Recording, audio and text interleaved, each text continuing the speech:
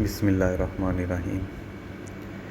یاجوج ماجوج کے بارے میں قرآن و حدیث اور دیگر مذاہب کی کتابوں میں ذکر ہے۔ قرآن کریم میں یاجوج ماجوج کا ذکر 2 جگہ پہ آیا ہے۔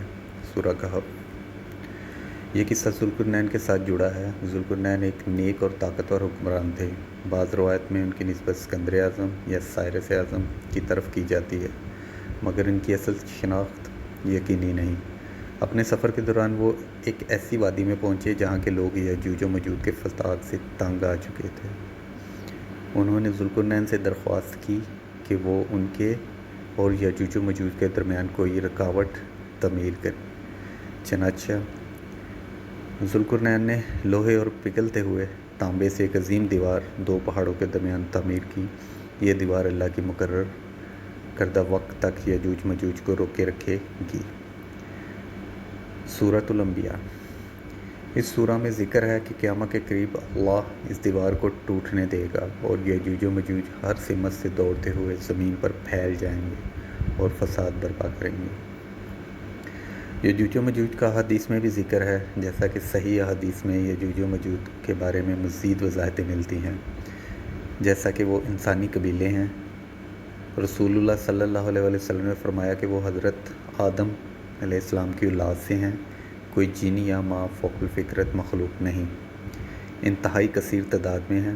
ایک حدیث میں ہے کہ قیامت کے دن اللہ تعالیٰ آدم سے فرمائے گا کہ ہر 1000 میں سے 999 یاجوج ماجوج ہوں گے اور صرف ایک باقی انسانوں میں سے ہوگا۔ ان کے ظہور کا وقت، یہ اس وقت نکلیں گے جب حضرت عیسیٰ علیہ السلام واپس آئیں گے اور دجال کو قتل کر دیں گے۔ زمین پر فساد، وہ دریا پی جائیں گے جیسا کہ جھیل تبریہ، گلیل اور ہر جگہ تباہی مچائیں گے۔ انجام، کوئی لشکر ان کا مقابلہ نہیں کر سکے گا۔ آخرکار اللہ تعالیٰ ایک کیڑا یا بیماری ان کی گردنوں میں ڈال دے گا جس سے وہ سب ہلاک ہو جائیں گے۔ بائبل و یہودی روایات۔ تورات اور انجیل میں یاجوج ماجوج کا ذکر ہے۔ عہد قدیم میں لوگ یاجوج ماجوج کو ایک بڑی دشمن قوم کے طور پر بیان کیا گیا ہے، جو آخر زمانے میں بنی اسرائیل پر حملہ کرے گی مگر خدا انہیں تباہ کر دے گا۔ عہد جدید مکاشفہ میں لکھا ہے، شیطان دوبارہ قوموں کو اکٹھا کر کے خدا کے خلاف کرے گا مگر آگ ان کو جلا ڈالے گی۔ علماء اور محققین کی رائے۔ بعض کہتے ہیں یہ حضرت نوح کے بیٹے یافت کی اولاد سے ہیں۔ کچھ نے ان کا تعلق منگول سے کیا اور کچھ نے ان کا تعلق تاتاریوں سے کیا ہے۔ بعض نے ان کو بڑی تباہ کن طاقتور ریاستوں کے طور پر بھی چوز کیا ہے۔ یاجوج ماجوج کی خصوصیت، یہ انسان ہیں، جنی یا غیر انسانی مخلوق نہیں، حضرت آدم کی اولاد سے ہیں، تعداد میں بہت زیادہ ہیں، فی الحال ذوالقرنین کی دیوار کے پیچھے محبوس ہیں۔ دجال کے خاتمے کے بعد حضرت عیسیٰ علیہ السلام کے زمانے میں ظاہر ہوں گے، زمین پر فساد، تباہی اور لوٹ مار کریں گے، اللہ ہی انہیں ہلاک کرے گا۔ دیوار بنانے کی حکمت۔